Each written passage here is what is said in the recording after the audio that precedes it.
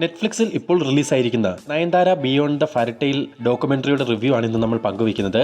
ആരാണ് നയൻതാര, അവർ എങ്ങനെയാണ് ജീവിച്ചു വളർന്നത്, അവർ എങ്ങനെയാണ് സിനിമയിലേക്ക് എത്തിയത്, സിനിമയ്ക്കുള്ളിൽ വന്ന ശേഷം അവർ എന്തൊക്കെ നേരിടേണ്ടി വന്നു, പിന്നീട് വിഘ്നേഷ് ശിവനുമായുള്ള ബന്ധം സ്ഥാപിച്ചത് എങ്ങനെ, തുടർന്ന് എങ്ങനെ കല്യാണം വരെ നയൻതാരയുടെ ജീവിതം എത്തി, ഇതിനെല്ലാമുള്ള ഉത്തരം അതാത് റിയൽ ക്യാരക്ടേഴ്സിനെ വെച്ച് ഒരുക്കിയിരിക്കുന്ന ഒരു ഡോക്യുമെന്ററിയാണ് നയൻതാര ബിയോണ്ട് ദ ഫാരിറ്റെയിൽ.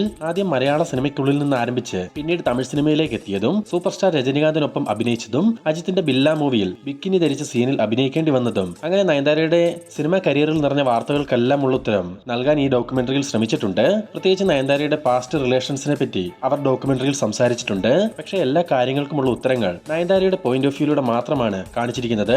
അതുകൊണ്ട് തന്നെ പല സിറ്റുവേഷനുകളും വിശ്വാസയോഗ്യമായി കാണാനും കഴിയുന്നില്ല.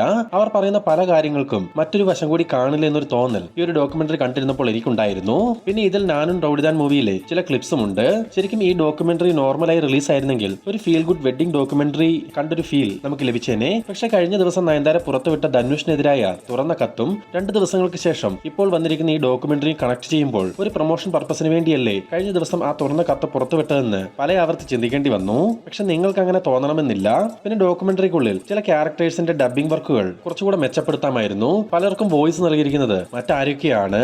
അതുപോലെ തന്നെ നയൻതാര മികച്ചൊരു നടിയാണ്, എന്റെ ഫേവറേറ്റ് ഒരു ആക്ട്രസ് ആണ്, അവര് ഒരു ലേഡി സൂപ്പർ സ്റ്റാർ ആണെന്ന് ഞാൻ അംഗീകരിക്കുന്നുമുണ്ട്. എന്നെ പോലെ പലർക്കും അങ്ങനെ തോന്നലുണ്ടാവാം, അങ്ങനെ ആവാതെയും ഇരിക്കാം. ഇവിടെ കേരളത്തിൽ തന്നെ മഞ്ജു വാര്യറാണ് ലേഡി സൂപ്പർ സ്റ്റാർ എന്ന് പറയുന്നവർ പോലും നിരവധിയുണ്ട്. അതൊക്കെ എന്തുമാവട്ടെ, ഞാൻ പറഞ്ഞു വരുന്നത് ഡോക്യുമെന്ററി തുടങ്ങിയപ്പോൾ മുതൽ ഏതാണ്ട് 100 തവണയിൽ കൂടുതലെങ്ങാണ്ടാണ് ലേഡി സൂപ്പർ സ്റ്റാർ എന്ന് മെൻഷൻ ചെയ്തുകൊണ്ടിരിക്കുന്നത്. സത്യത്തിൽ ശരിക്കും അരോചകമായ ഒരു ഫീലാണ് ഈ ലേഡി സൂപ്പർ സ്റ്റാർ എന്നിങ്ങനെ വിളിച്ചു പറഞ്ഞുകൊണ്ടേയിരുന്നത്. മിക്കവാറും ഈ ഒരു വിഷയം നയൻതാരയെ എയറിലാക്കാനും സാധ്യതയുണ്ട്. കാരണം ഡോക്യുമെന്ററിയുടെ ഉദ്ദേശമേ ഒരു സെൽഫ് പ്രൊമോഷനുള്ള ഉദ്ദേശത്തോടു കൂടിയാണോ എന്നൊരു ഡൗട്ടുമുണ്ട്. അവസാനം കാണിച്ച ഒരു 15 മിനിറ്റ് കല്യാണ പോർഷൻ ഗംഭീരമായിരുന്നു. ആകെ 1 മണിക്കൂറും 20 മിനിറ്റുമാണ് ഈ ഡോക്യുമെന്ററിയുടെ റണ്ണിംഗ് ടൈം. നിങ്ങൾ കാണണമെന്ന് ഞാൻ നിർബന്ധിക്കുന്നൊന്നുമില്ല, കാരണം അതിനുള്ള സ്കോപ്പ് ഇതിനുണ്ടോ എന്ന് ചോദിച്ചാൽ താല്പര്യമുള്ളവർ മാത്രം ഒന്ന് കണ്ടു നോക്കുക. പിന്നെ സെലിബ്രിറ്റീസിന്റെ ലൈഫ് സ്റ്റൈൽ ഇതുപോലെ ഡോക്യുമെന്ററിയായി കാണിച്ചു തരുന്നത് അവരുടെ ഫാൻസിന് സന്തോഷകരമായിരിക്കും. അതുകൊണ്ട് തന്നെ താരപദവിയിലിരിക്കുന്ന മറ്റ് സിനിമാ താരങ്ങളും കല്യാണം, നൂലുകെട്ട്, നിശ്ചയം, അടിയന്തരം പോലുള്ള വിശേഷങ്ങൾ ഇനി ഡോക്യുമെന്ററി ആക്കാനും സാധ്യതയുണ്ട്.